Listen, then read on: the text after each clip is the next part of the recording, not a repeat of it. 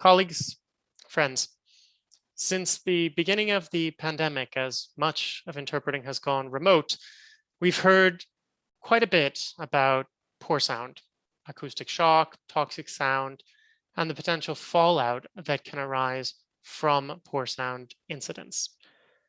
Perhaps you've even come across a colleague who's faced this. Some of us know people who've had to leave the profession due to the damage to their hearing. Today, I'm going to share a very, very personal story, my own journey dealing with the fallout from a poor sound incident in early March 2022 and the hyperacusis and tinnitus that I've had since then. It's been scary, and I'm sharing my own personal story in the hope that it will allow you to protect yourselves, and that if you are facing something like what I have faced over the last 2 months, you will know that there is treatment available and will know that you're not alone. So I think most of you who know me know that I am a total geek about everything tech related. I literally wrote a book called The Interpreter's Guide to Audio and Video, and I've done a lot of thinking about how to protect ourselves from poor sound. I've been advising colleagues on how to protect themselves from poor sound. I've put together videos and handouts that we can give to our clients about how to protect ourselves. So you would probably think that I would be the last person to be affected by this, but no. Despite every safety measure that I've taken, I too have been dealing with the consequences of this single incident, which took place in early March 2022. I was working at an international organization for a meeting. The interpreters were on site, but the organization was basically working as a hub because all of the participants were online. The sound was among the worst I've heard in a long time. There was crackling, there was static, there was huge shifts in volume levels. There were times where, due to poor bandwidth, we would lose bits of sentences, and then the sound would speed up. Really, really poor conditions. Obviously, some things we couldn't interpret at all. There were some speakers who were only able to participate by writing, but it was a very difficult meeting.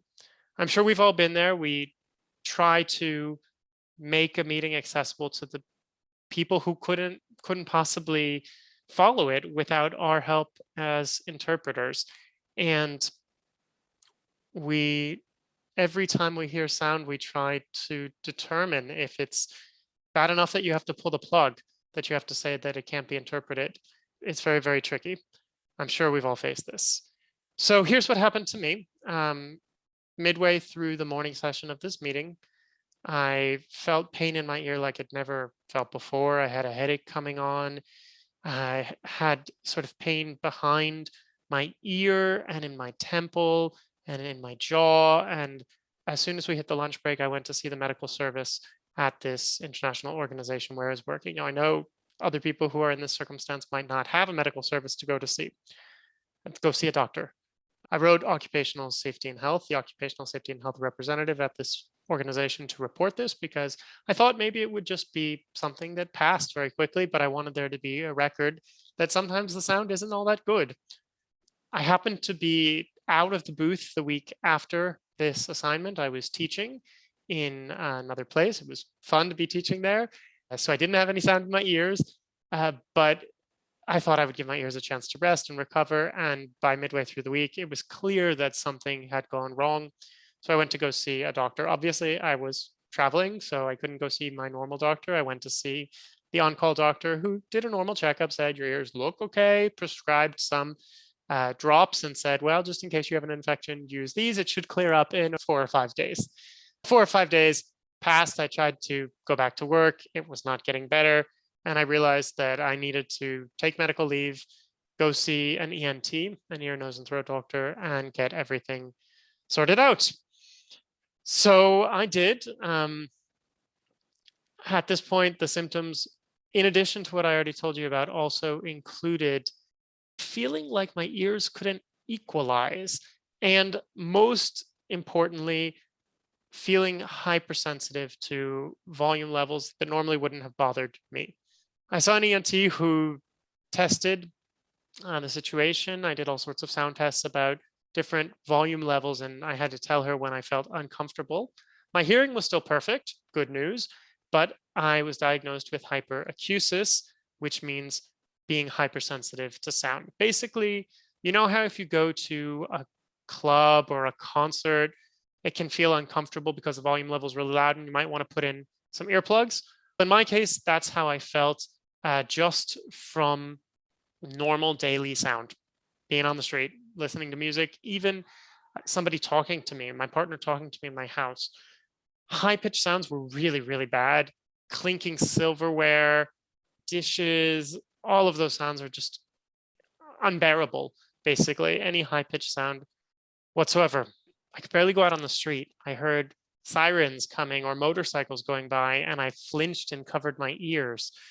Sitting outside, I would find the table furthest away from everybody else, and I could hear the wind fluttering streamers that were above me. I could hear the wind in the leaves. I could hear every last little sound, and it was uncomfortable. I started using an earplug in the one ear that was affected, and trying to pick the spot where you could sit at a table that felt comfortable. I definitely couldn't handle bars, clubs, even listening to music. Was afraid that that was the end of my career interpreting, which is something I really, really love doing. I didn't go out. I was wearing earplugs to try to handle the sound around me. I couldn't do the things I love doing, like going to sing in my choir. Was just killing my ears. I could barely work on the fun stuff I really love, and I got depressed.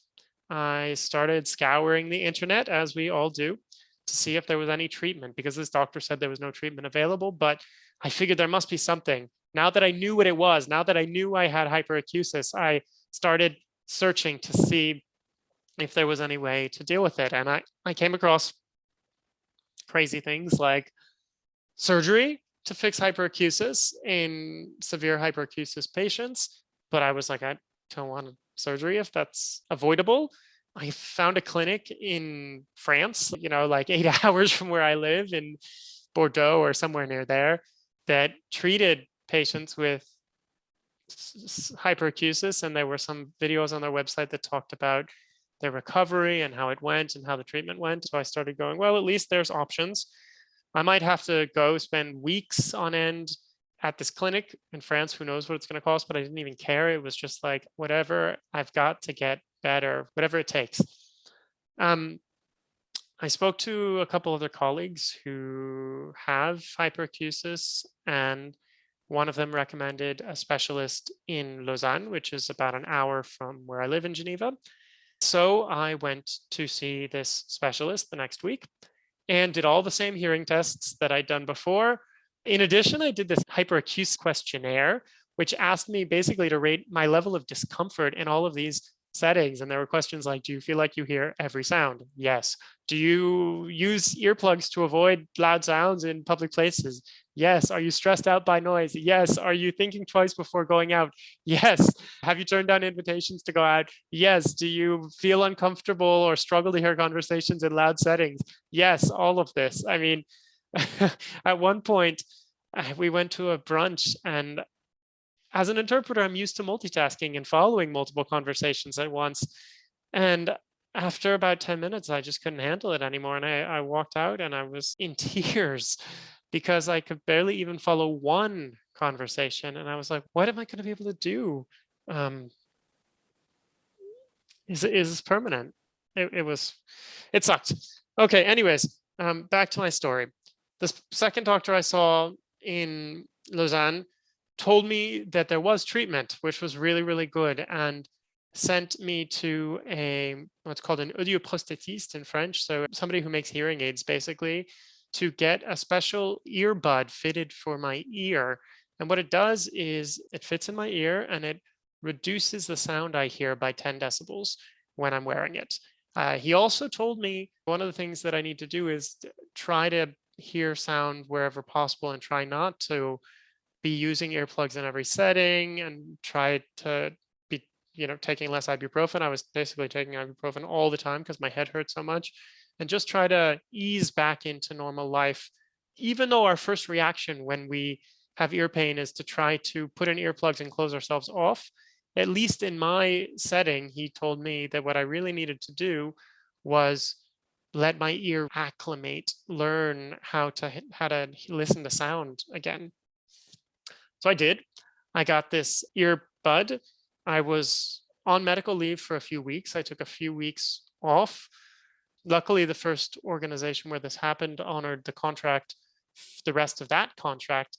But there were other contracts that came during the period I was under medical leave with a doctor's note. And as a freelancer, I had employers say to me, I'm sorry, we'll cancel your contract, but that's it. And yeah, super scary stuff. You're like, is this the end of my having any source of income anymore? Will I ever be able to work again? And so on.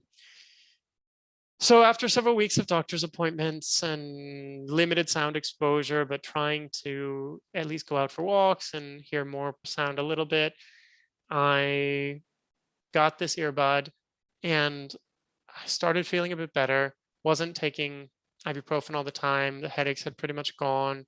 Some of the pain had gone. I also saw massage therapists and my osteopath to make sure everything was aligned several times in this period. I started doing a treatment called Tomati's method, also known as audio psychotherapy, which is kind of the craziest thing ever. Basically, for 2 hours a day, 3 days a week, I would sit with a special kind of headset on where I would hear sound both through my ears and through bone conduction, and it bounced back and forth from one ear to the other. Lots of Mozart and lots of Gregorian chants. It's all Mozart and Gregorian chants. And I think it helped. The science is mixed on this method, but it helped me. And that's, I guess, all I can say. After 3 weeks, I went back to work, working with my earbud in and mostly working with the one ear that hadn't been affected. The first week back was really hard. Luckily, we're still in remote meetings mode, which meant very short meetings, but even so, it was pretty painful. I could hear consoles buzzing, sound that I would normally never have picked up on or that would not have bothered me, was bothering me in the booth. I was exhausted after working. I somehow managed to leave out this part of the story, but I also had tinnitus. Tinnitus is a high-pitched buzzing in one ear that basically just doesn't go away. Still have it. It's up there about 8,000 hertz in frequency in my left ear. I hear it all the time. Hear it worse when I'm interpreting because you have something over your ear with sound there. I hear it worse when I put in my earbud because it closes off the sound. For a while, I couldn't sleep on my left ear because of the tinnitus as well. All right, so I'm now 2 months in, about a month, a little over a month and a half from my diagnosis and since the treatment started. I'm back to work. Still not great. Some days are painful. And I have had to tell colleagues, look, I might have to ask you to take over at some point if I can't handle it. I've adjusted how I work a little bit too. I'm still mostly working just with the one ear, working with the earbud in. I'm also starting with the volume level very, very low for every speaker and then slowly turning it up. And if I miss a little bit at the beginning of a sentence, well, honestly, it's not the end of the world, to be completely honest. As interpreters, we think we are superheroes and we want to make sure every single word is rendered properly, and we do awesome work. But sometimes we have to protect ourselves in these settings too. So this is a compromise that I've made. I'm not going to go into how this might have happened. Basically, just poor sound, varying volume levels, all of this stuff can be really bad on your ears. But I do want to try to wrap up with some conclusions or lessons learned, which is, first of all, if you are suffering from the aftermath of bad sound and you hurt and you're in pain, you're not the only one who's been through this. It sucks, but there is treatment available. My treatment's not the only treatment, by the way. I have colleagues who've had other types of treatment whose prognosis is different, who will take a lot longer to heal potentially because their hyperacusis was a lot worse, but they're getting better by getting treated. So that is possible. Another lesson I would say is to protect yourself, and that means protecting yourself everywhere. That means protecting yourself with the equipment that you wear, if possible, only working in booths with consoles that have built-in limiters, with headsets with built-in limiters, potentially adding an external limiter to your gear, although I know it may not kick in fast enough. There are like studies on this. I'm not going into any of the studies today, but I've been reading them carefully and I'm happy to talk about that at some other point with you. But do your best to get the best equipment that you can. Make sure your contract protects you from temporary or permanent disability. This is really, really important. It's one of the reasons that I've been working to put together a contract template to protect us in these settings with Tony Rosato. I can tell you more about that at some other point, but make sure your contract protects you. I'm really lucky that I actually, because I was working at an organization, I'd been paying into the short-term insurance. So I'm able to submit all of my medical bills there. Report bad sound if there's an occupational safety and health representative or to your client whenever it happens. Only by coming together are we going to make our voices heard about this stuff. Keep the volume as low as you possibly can while interpreting. Educate your clients about the importance of good sound, and don't be afraid to stop interpreting for a while if you have to, because it's more important to protect yourself than it is to be a superhero for just a moment, or maybe not even realize. That's the problem, is that you don't even know, and then it just creeps up on you. Anyways, this is my story. I hope it's helpful. I hope you can learn something from it.